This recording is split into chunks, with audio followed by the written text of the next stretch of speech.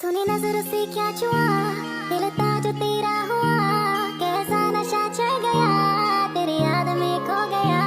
तूने नजर से क्या छुआ, दिल था जो तेरा हुआ, कैसा नशा चढ़ गया, तेरी याद में खो गया। मैं तेरे लिए जान तली मैं लिया, मेरी याद दिनों ना आया, तू मुझे कितना भी जाने समझ ले, किसी और दीवाना लिया। याद तेरी आए ना कभी, रह गई बातें जो ना कही, आस में जिंदगी कट रही, कभी मिले तो ये बस नहीं। तू मेरी आशिकी बन गई, मुझे एहसास होता नहीं, मैं तुझे अब बातें क्या सुनाऊं, दिला दूंगी मैं तुझको यकीन, दिला दूंगी मैं तुझको यकीन, दिखा दूंगी मैं प्यार मेरा, तुझे ले लूं मैं बाहों में, मैं उन्हें दे बातें नो हौसला। मैं तेरे लिए जान तली मैं लिया, मेरी याद दिनों ना आया, तू मुझे कितना भी जाने समझ ले, किसी और दीवाना। গল্পের শুরুতে আমরা লিংসুকে দেখতে পাই, যে কিনা এই ড্রামার ফিমেল লিড। সে তখন নিজের সম্পর্কে কিছু কথা আমাদেরকে বলে। আমি অনেক ভালো একজন স্টুডেন্ট ছিলাম।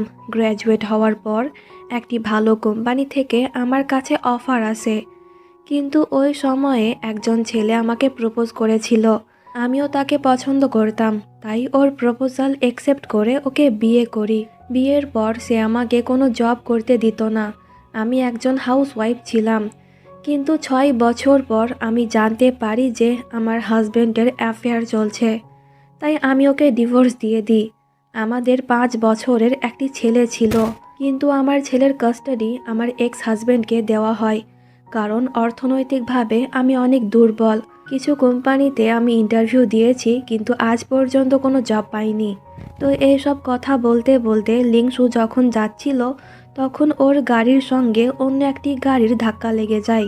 সে ওই লোকটির সঙ্গে কথা বলতে যায়, কিন্তু সে লিংসুকে কিছু না বলে ওর বিজনেস কার্ড দিয়ে চলে যায়।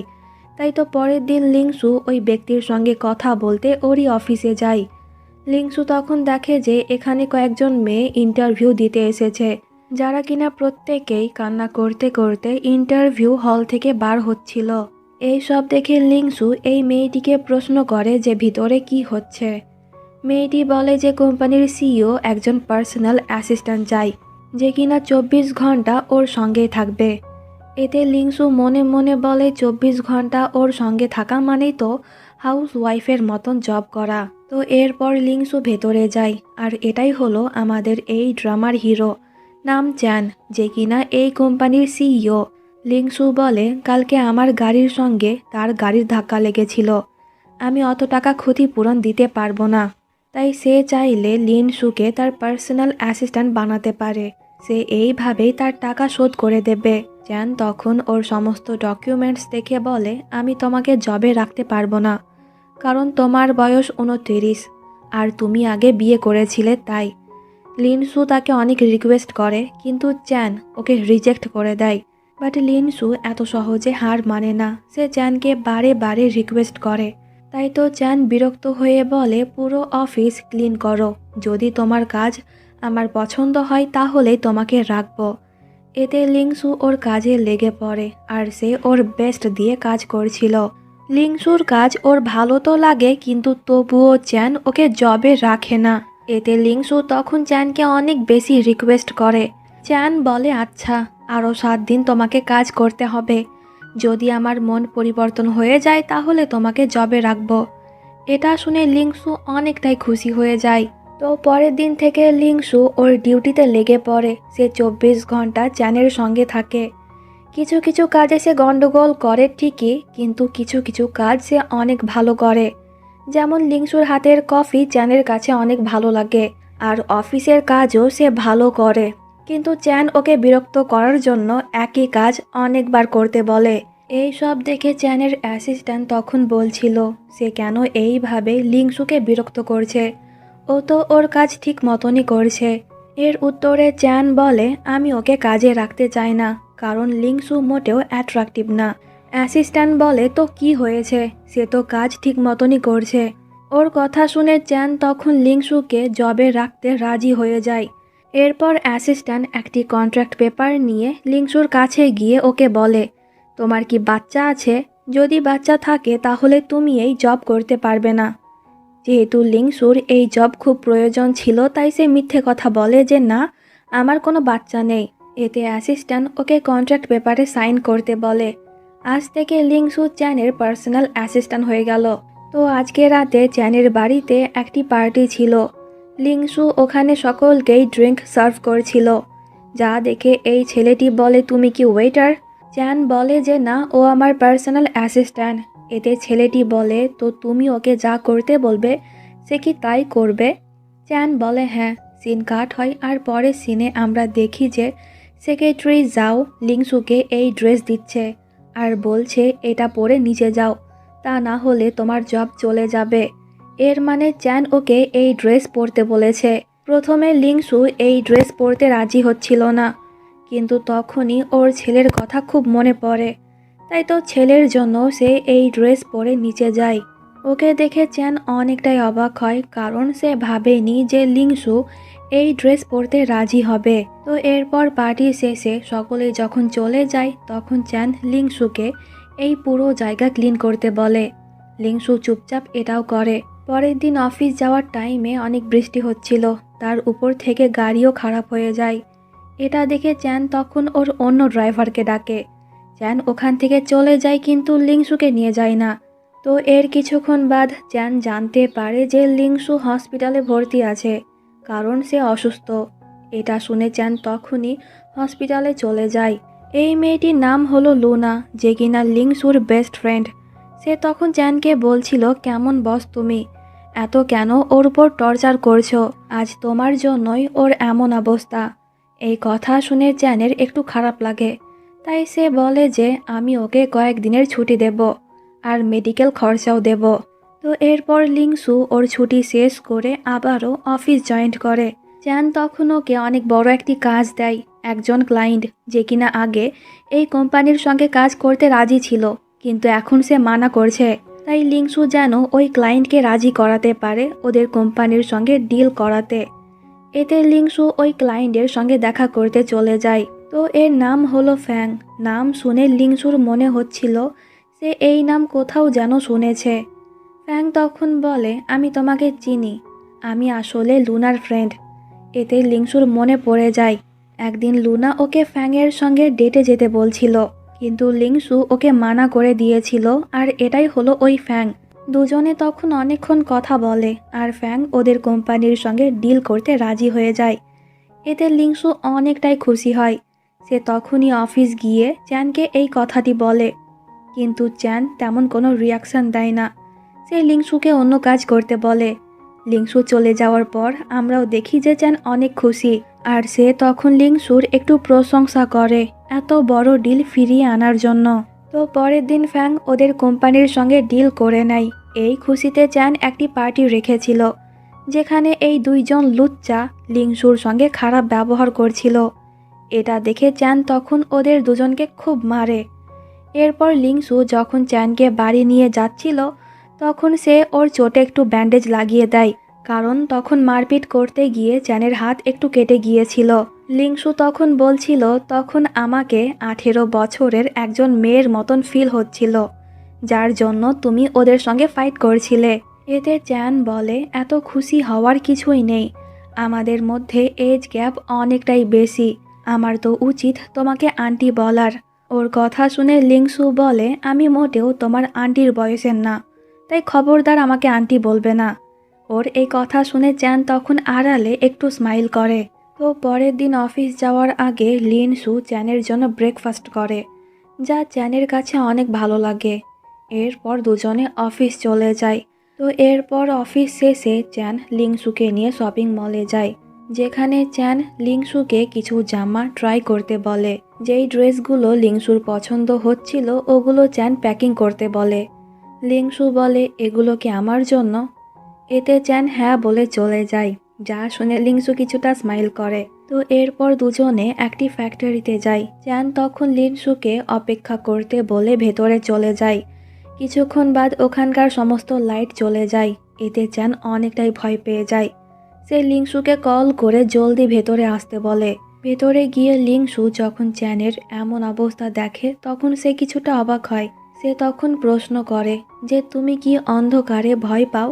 কিন্তু চ্যান কিছুই বলে না, তাই লিংসু ওকে নিয়ে বাড়িতে চলে যায়। তো পরের দিন অফিসে একটি মিটিং ছিল আর এখানে ফ্যাংও এসেছিল। ফ্যাং তখন লিংসুকে বলে, আজকে রাতে তুমি আমার সঙ্গে ডিনার করতে যাবে? এতে লিংসু বলে, সরি, আমার ডিউটি আছে, বসকে বাড়িতে রেখে আসতে হবে। তাই ফ্যাং তখন চ্যানকে বলে, যদি তুমি কিছু মনে না করো তাহলে আমি কি লিংসুকে আমার সঙ্গে নিয়ে যেতে পারি? এতে চ্যান একটু রুডভাবে উত্তর দেয়, হ্যাঁ, কেন না। এই বলে সে চলে যায়। কিন্তু কেবিনে যাওয়ার পর আমরা বুঝতে পারি যে চ্যান একটু জেলাস ফিল করছে। তাই তো সে থাকতে না পেরে অফিসেরই একজন এমপ্লয়কে নিয়ে ওখানে চলে যায়, যেখানে ফ্যাং লিংসুকে নিয়ে গিয়েছিল। আসলে চ্যান মূলত ওদের উপরে নজর রাখার জন্যই গিয়েছিল। চ্যানকে এখানে দেখে ফ্যাং প্রশ্ন করে যে তুমি এখানে কি করো? এতে চ্যান বলে যে আমিও ডিনারে এসেছি।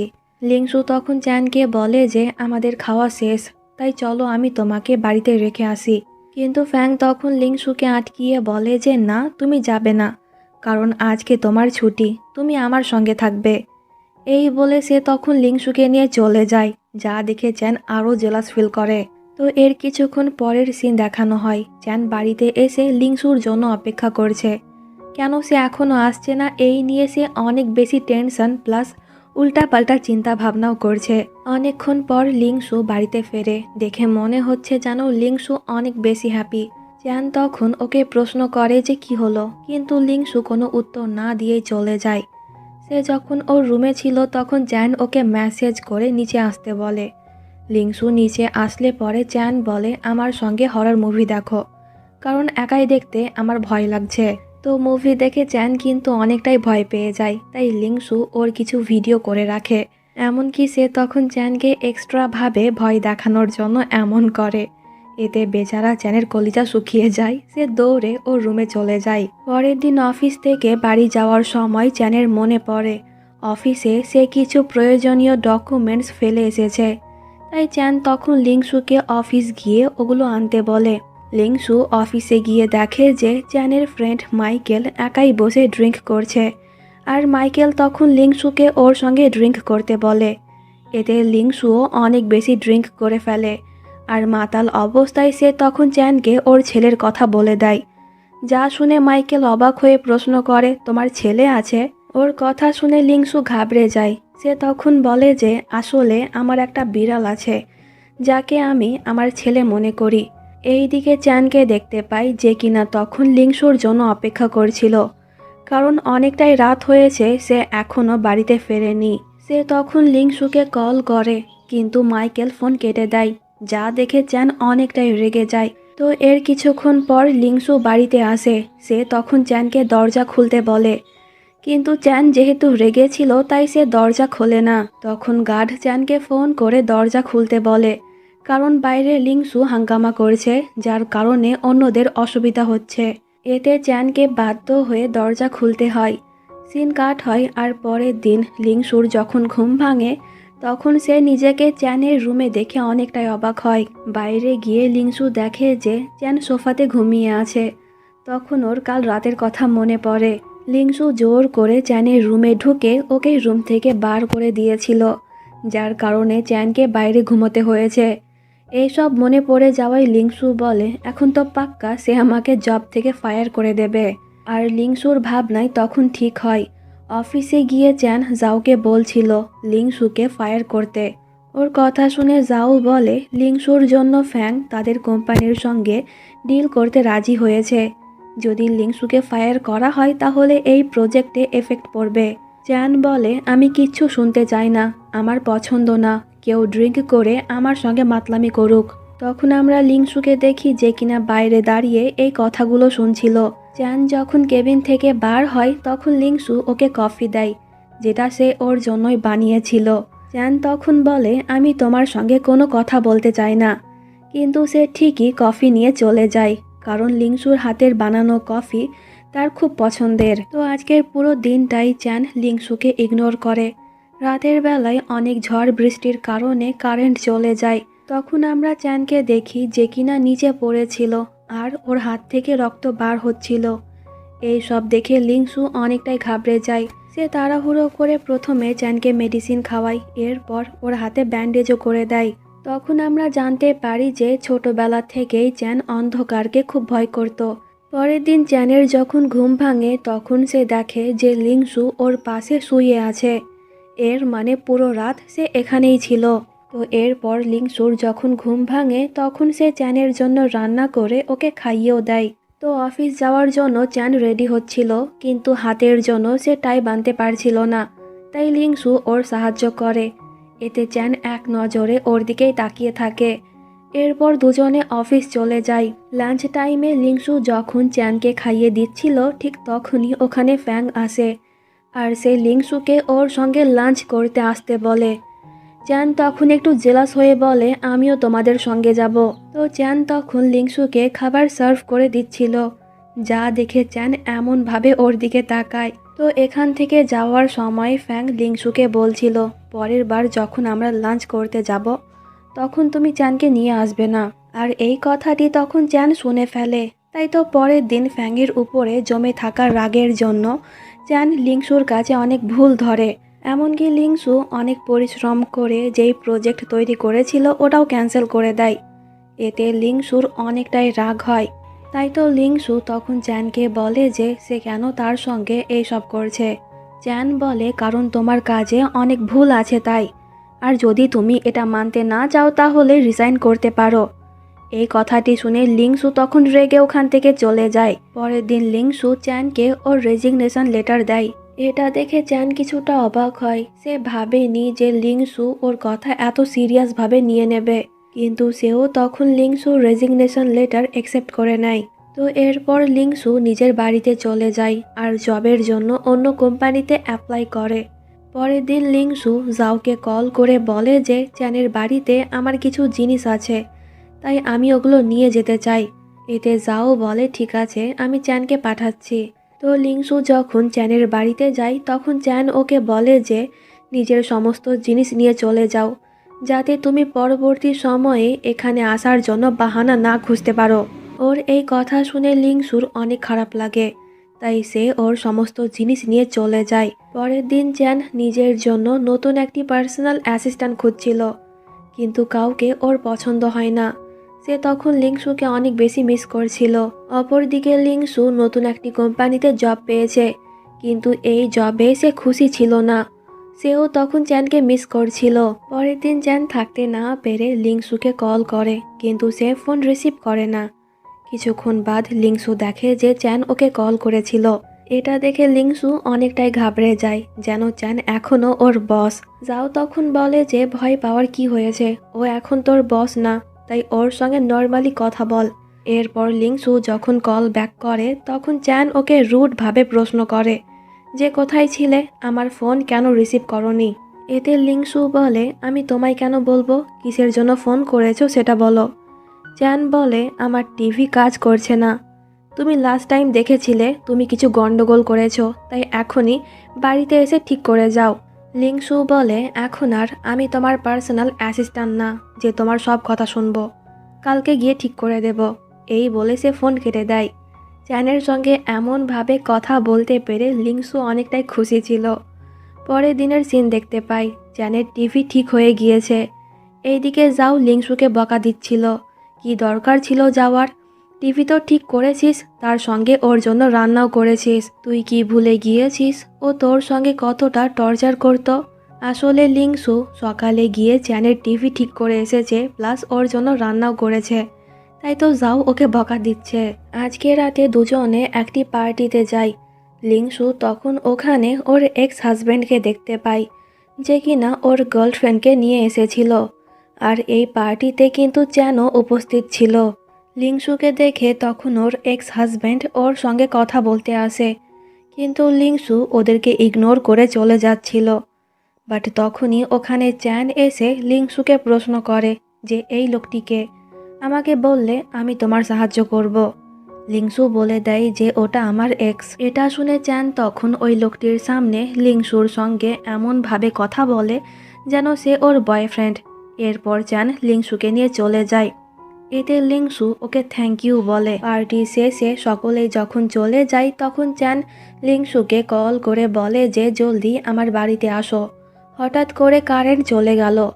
এটা শুনে লিংসুর তখন চ্যানকে নিয়ে অনেক চিন্তা হয়, তাই তো সে তখনই চ্যানের বাড়িতে চলে যায়। কিন্তু তখন বাড়িতে কারেন্ট ছিল। লিংসু বলে, তুমি মিথ্যে কথা কেন বললে? চ্যান বলে, সত্যি বলছি কারেন্ট ছিল না, তুমি আসার একটু আগে এলো। এখন যেহেতু তুমি চলে এসেছো তাই আমার সঙ্গে একটু ড্রিঙ্ক করো।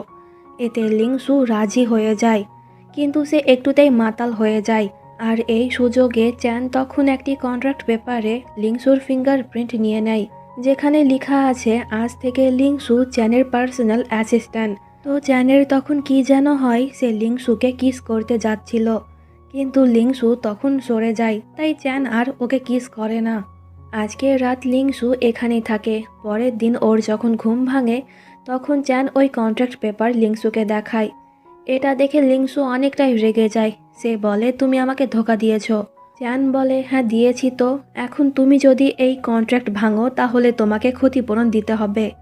এটা শুনে লিংসু আরও রেগে যায়, কিন্তু ওর কাছে এত টাকা নেই, তাই সে আবারও চ্যানের পার্সোনাল অ্যাসিস্ট্যান্ট হতে রাজি হয়ে যায়। এতে চ্যান তো অনেকটাই খুশি হয়। তো আজকে অফিসে লিংসুকে দেখে ফ্যাং তখন রাতে একসঙ্গে ডিনারে যাওয়ার কথা বলে, কিন্তু প্রত্যেকবারের মতন চ্যান আবারও ওদের মাঝে চলে আসে। এই সবে বেচারি লিংসু অনেকটাই বিরক্ত হয়ে যায়। তো ওখান থেকে যাওয়ার সময় ফ্যাং লিংসুকে বলছিল, চলো আমি তোমাকে রেখে আসি, কিন্তু চ্যান তখন জোর করে লিংসুকে ওর সঙ্গে নিয়ে চলে যায়। যা দেখে ফ্যাং স্মাইল করে আর বলে চ্যান আসলেই তাকে নিয়ে অনেক জেলাস। এইদিকে চ্যান বলছিল, এরপর থেকে যদি তুমি ফ্যাংয়ের সঙ্গে একাই কোথাও যাও তাহলে কিন্তু আমি ওর সঙ্গে সমস্ত ডিল ক্যান্সেল করে দেব। তো পরের দিন চ্যান বাস্কেটবল খেলতে যায়, আর সে ওর সঙ্গে লিংসুকে এনেছিল। এখানে চ্যানের কিছু বন্ধুরাও ছিল, যারা কিনা তখন চ্যানকে প্রশ্ন করছিল, এই মেয়েটা কি তার গার্লফ্রেন্ড? এতে লিংসু বলে দেয় যে না, আমি ওর অ্যাসিস্ট্যান্ট। ওর কথা শুনে চ্যান বলে, এমনভাবে কেন বললে? আমার গার্লফ্রেন্ড হতে কি তোমার কোনো প্রবলেম আছে? লিংসু বলে, আমি কি ভুল কিছু বললাম? যেটা সত্যি সেটাই তো বললাম। চ্যান বলে, চলো বাস্কেটবল কম্পিটিশন করি, যদি তুমি আমাকে হারাতে পারো তাহলে তোমার দুটো ইচ্ছে আমি পূরণ করব। আর যদি আমি জিতে যাই তাহলে আমার একটি ইচ্ছে তোমাকে পূরণ করতে হবে। এতে লিংসু রাজি হয়ে যায়, কিন্তু চ্যান খুব সহজেই ওকে হারিয়ে দেয়। এখন কথা মতন চ্যানের একটি ইচ্ছে লিংসুকে পূরণ করতে হবে। চ্যান তখন বলে, আমার গার্লফ্রেন্ড হয়ে যাও। এটা শুনে লিংসু অনেকটাই অবাক হয়। সে তখন কিছু না বলে দৌড়ে ওখান থেকে চলে যায়। চ্যান তখন ওর কাছে গিয়ে বলে, এমনভাবে দৌড়ে কেন এলে? তুমি কি আমাকে পছন্দ করো না? কিন্তু লিংসু কোনো উত্তর দেয় না। পরের দিন অফিসে একটি গুজব ছড়িয়ে যায় যে ফ্যাং আর লিংসু ডেট করছে। যেহেতু এটা কন্ট্রাক্টের বিরুদ্ধে, তাই এর জন্য ওদের প্রজেক্টে অনেক এফেক্ট পড়ছে। চ্যান তখন বলে, এই খবর সম্পূর্ণ ভুল, কারণ লিংসু এখন আমার সঙ্গে ডেট করছে। কিন্তু কেউ ওর কথায় বিশ্বাস করে না, তাই তো চ্যান সবার সামনে লিংসুকে কিস করে। এতে সকলেই বিশ্বাস করতে বাধ্য হয় যে দুজনে ডেট করছে। কিন্তু চ্যানের এরকম ব্যবহারে লিংসু অনেকটাই রেগে গিয়েছিল ওর উপরে। তো এরপর চ্যান জোর করে লিংসুকে ওর বাড়িতে নিয়ে যায়, আর দুজনের মধ্যে তখন রিমোট নিয়ে একটু ফাইট হয়ে যায়, যার কারণে চ্যান লিংসুর অনেকটাই কাছে চলে আসে। আর লিংসুর হার্টবিট তখন অনেকটাই বেড়ে যায়, যা চ্যান বুঝতে পারছিল। সে তখন বলে, আমি জানতাম যে তুমিও আমাকে পছন্দ করো, তাই তো আমার কাছে আসাতে তোমার হার্টবিট বেড়ে গেল।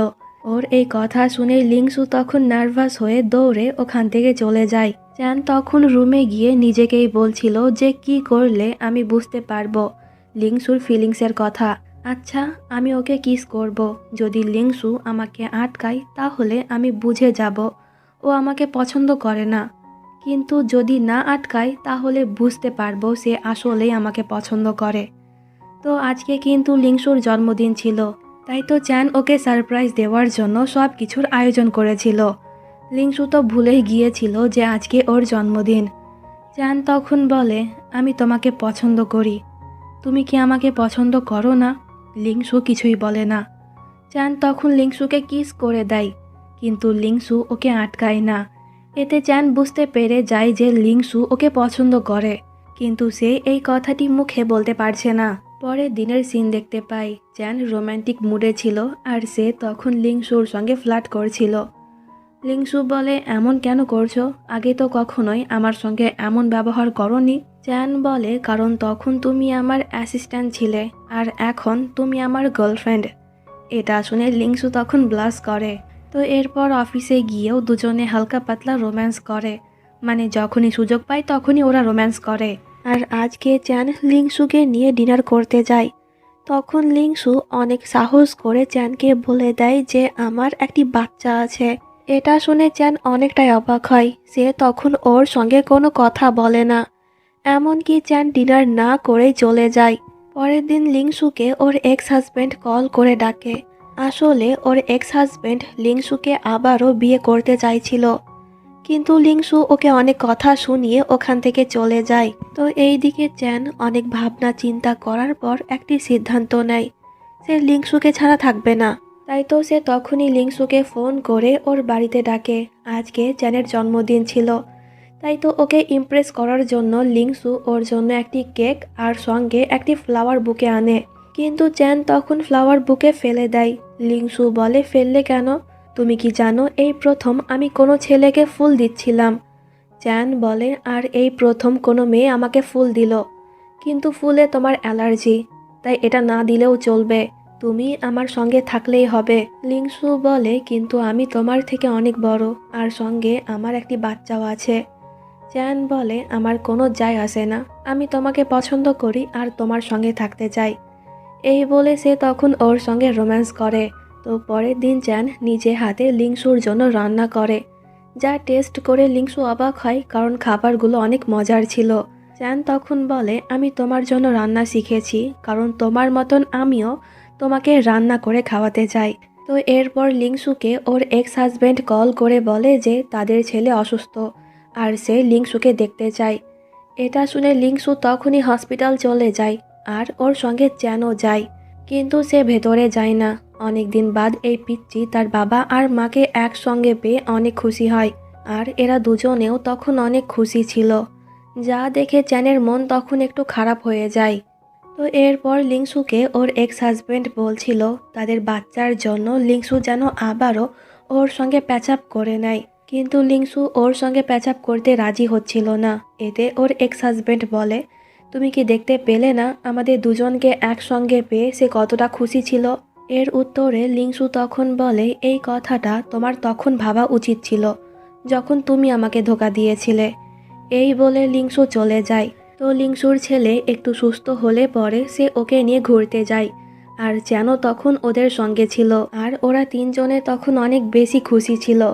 আর চ্যান খুব সহজেই লিংসুর ছেলের সঙ্গে ফ্রি হয়ে যায়। তো একদিন চ্যান রিং বার করে লিংসুকে বিয়ের জন্য প্রপোজ করে।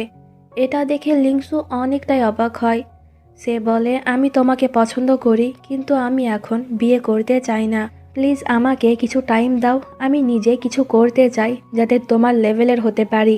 আমি একজন সফল নারী হতে চাই, আর যেই দিন আমার স্বপ্ন পূরণ হয়ে যাবে ওই দিনকে আমি তোমার প্রপোজাল অ্যাকসেপ্ট করব। তুমি কি আমার জন্য অপেক্ষা করতে পারবে না?